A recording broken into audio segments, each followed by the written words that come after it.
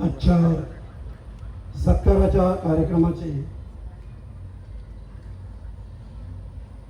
बहुजन विकास आघाडीचे अध्यक्ष श्री चैतन्यजी ठाकूर, वसई धर्मप्रांताचे मेंबर विशाल थॉमस डिसोजा, आजचे दोन्ही सत्कारमूर्ती Shri marshal Lopez Ajayji Patil, Catholic बँकेचे संचालक साबे डायस, आमचे आवडते ज्येष्ठ नागरिकांचे अध्यक्ष एलेस मास्तर, उपस्थित सगळे नगरसेवक, फादरगण, सिस्टरगण आणि माझ्या तमाम बंधू भगिनींनो, हा वसईचा जो गौरवशाली इतिहास आहे, जो आपण वैभवशाली भविष्याकडे आपण जो प्रवास करीत आहोत, त्या इतिहासामागे खूप मोठं गूढ असं रहस्य आहे. वसईला भौगोलिकदृष्ट्या फार सुंदर देणगी देवाने दिलेली आहे.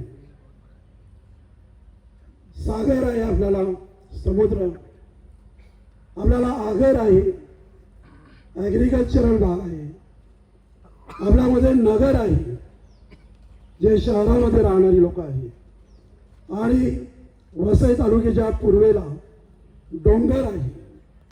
तशा 4 विविध भौगोलिक क्षेत्रामध्ये हा संपूर्ण वसई तालुका विभागला गेलेला आहे. वसई या शब्दाचा एटिमॉलॉजी, मूळ शब्द हा संस्कृत शब्दापासून आलेला आहे, ज्याला आपण वास म्हणतो. वास म्हणजे द ड्वेलिंग प्लेस, की जिथे वस्ती असते.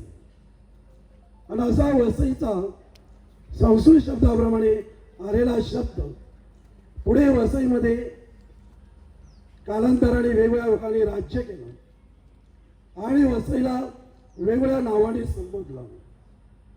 गुजरातच्या सुलताननी जेव्हा वसईवर राज्य केलं तेव्हा त्यांनी नाव दिलं बाक्से किंवा बसई. पोर्तुगीज जेव्हा वसईमध्ये आली तेव्हा त्यांनी नाव दिलं वसईला बाकीम. जेव्हा मराठा वसईमध्ये आली तेव्हा त्यांनी वसईला नाव दिलं बिजापूर. आणि जेव्हा ब्रिटिश ईस्ट इंडिया कंपनी जेव्हा वसईमध्ये कार्यरत होती तेव्हा त्यांनी वसईला नाव दिलं बसीन.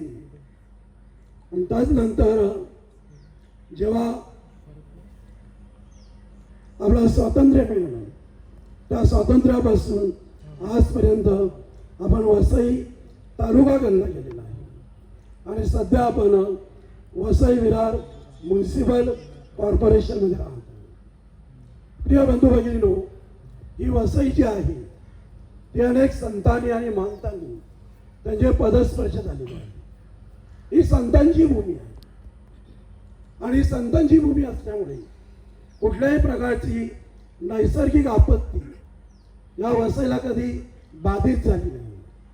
कधी पूर आला नाही, कधी भूकंप झाले नाही, कधी मोठ्या प्रकारचा असा वादळ वारा आला नाही की जेणेकरून संपूर्ण वसईची वाताहत झाली असती.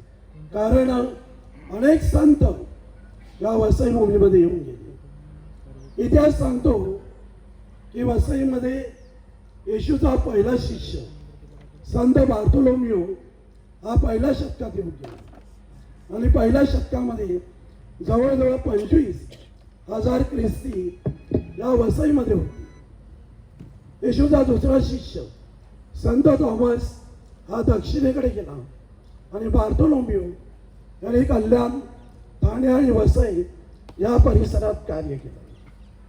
त्यानंतर माझ्या प्रिय बंधू गेले वर्षानुवर्ष वेगवेगळे संत या वसई परिसरात येऊन गेले. वेगळ्या धर्माची येऊन गेली, वेगळ्या पंथाची येऊन गेली, वेगवेगळ्या जातीचे पक्षाचे नेते या वसईमध्ये येऊन गेले आणि वसई पावन केलेली आहे. 1500 शतकामध्ये संत गोन्सालो गार्सिया हा वसई किल्ल्यामध्ये शिकला आणि तो मोठा झाला आणि जपान येथे जाऊन वसईचं नाव त्यांनी फार मोठं केलं, उंचावलं. 153 वर्ष संपूर्ण भारतामध्ये तो पहिला संत म्हणून गणला गेला. संत गोन्सालो गार्सियानंतर वसईमध्ये संत फ्रान्सिस झेवियरची पदस्पर्श आपल्याला लाभली. 1983 मध्ये संत मदर तेरेसा कार्डियन जेशियस हॉस्पिटलचं उद्घाटन करण्यासाठी आले आणि 1986 ला संत जॉन पॉल दुसरे यांनी संत अगस्ती या ग्राउंडवर पदस्पर्श करून ही संपूर्ण वसईची भूमी पावन केलेली आहे. म्हणून मी सांगतो माझ्या प्रिय बंधू भगिनी, ही संतांची भूमी आहे. इथे चर्चेस आहेत, इथे मंदिरं आहेत, निर्मळा शंकराचार्य मंदिर आहे. हजारो वर्षापासून इथे जत्रा प्रार्थना होत असते. सर्व धर्माचे, जातीचे, पंथाचे, पक्षाचे लोक तिथे येतात आणि आनंदाने तिथे जत्रेमध्ये सहभाग घेतात, मंदिरात जात असतात. परशुराम मंदिर आहे, तुंगारेश्वर मंदिर आहे, जीवदानी मंदिर आहे, इथे मस्जिदी आहे, इथे जैनची मंदिर आहे, गुरुद्वार आहे. मग अशा वसईला सर्व धर्म समभाव, सर्व धर्म मैत्री राखणारा हा वसई आहे आणि त्यामुळे या वसईमध्ये आपण अगदी गुण्यागोविंदाने राहत असतो. या वसईमध्ये शिरुपारी किती, अशोकाचा मुलगा महेंद्र येऊन गेला, त्याचे पदस्पर्श सोपारा स्तूपामध्ये लागलेले आहे आणि तो एक इतिहास आहे.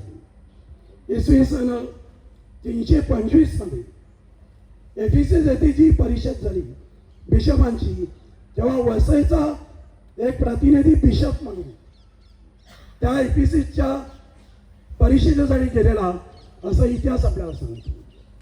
म्हणजे त्यावेळेला वसई सोपारा धर्मबंध होता आणि तिथे वसईचा बिशप एक प्रतिनिधी म्हणून गेलेला. 6व्या शतकात कल्याण धर्म प्रांतामध्ये बिशप होता. कल्याण, ठाणे, वसई हा संपूर्ण विभाग एक डायसिस म्हणून, एक धर्मप्रांत म्हणून गणला गेलेला होता. 1348 मध्ये वसईमध्ये मुसलमानाचं आगमन झालं आणि सोपारा येथे जवळजवळ 1348 ते 1500 शतकापर्यंत मुस्लिमांची वस्ती राहिली, मुस्लिम राज्यकर्ते राहिली. त्यानंतर 1539 पासून 1739 पर्यंत 200 वर्ष पोर्तुगीजांनी राज्य केलं. पोर्तुगालने अनेक प्रकारची कार्य इथे केली आणि पोर्तुगालचं राज्य चालू असताना इथे चिमाजी आप्पासारखा शूरवीर आला. चिमाजी आप्पाने वसईवर जरी आक्रमण केलेलं असलं तरी चिमाजी आप्पा हृदयाने फार मोठे होते. त्यांनी तह करीत असताना जी लोक ख्रिस्ती आहेत त्यांनी ख्रिस्ती राहावं आणि ज्याला शुद्धीकरण व्हायचं असेल त्यांनी परत यावं, ही त्यावेळेला त्यांनी फतवा काढलेला होता. खूप मोठ्या मनाचे चिमाजी आप्पांनी वसईवर प्रेम केलेलं होतं. प्रिय बंधू भगिनींनो, जेव्हा वसई किल्ल्यामध्ये कॉलेजच नाही तर युनिव्हर्सिटी होती, तिथे अगस्टिनियन, फ्रान्सिस्कन, जेजुएट, डॉमिनिकन धर्मगुरू त्या वसई किल्ल्यामध्ये शिकवत होते. म्हणून संत गोन्सालो गार्सिया त्या युनिव्हर्सिटीमध्ये शिकला आणि जपानला गेला. जर वसई तशीच राहिली असती आणि इथून मिशनरी पळाले नसते तर कदाचित वसई ही मुंबई राजधानी नाही तर महाराष्ट्राची राजधानी झाली असती. वसईमधून सर्व गाड्या सुटल्या असत्या भारतभर, सर्व विमानं इथून गेली असती, सर्व प्रकारच्या सेवा या वसईमध्ये असत्या. वसई मदर डायसिस होती. पोर्तुगीज पहिले इथे आलेली होती. मुंबईला तेव्हा मान नव्हता, वसईला मान होता, परंतु तो इतिहास आहे. त्यानंतर आपण आपला संपूर्ण वसईचा इथे कायापालट झालेला आहे. या पश्चिम पट्ट्यातून जवळजवळ 10 ख्रिस्ती असे नगरसेवक निवडून आले. म्हणजे ख्रिस्ती लोकांनी एकजूट केली आणि ते एका बॅनर खाली उभे राहिले. ख्रिस्तीच नाही तर ख्रिस्तेतर लोकांनी सुद्धा, अन्य धर्मियांनी, पक्षांनी, अन्य जातींनी, वेगवेगळ्या प्रकारच्या गटांनी हा संपूर्ण वसई मला वाटतं गुण्या गोविंदाने राहण्यासाठी मदत केलेली आहे. ही वसई अशीच राहावी, चांगली राहावी, हिरवी राहावी. या वसईमध्ये गौरवशाली अशा वेगवेगळ्या गोष्टी आपण पाहाव्यात, म्हणून मी सर्व नगरसेवकांना शुभेच्छा देतो. आज अधीरजी पाटील हे जे आपले महापौर आहेत, अनुपा महापौर आपले मार्शल ऑफिस आहेत, त्यांना अभिष्य चिंतन करतो, त्यांचा विशेष अभिनंदन करतो. सर्व नगरसेवकांचं अभिनंदन करतो.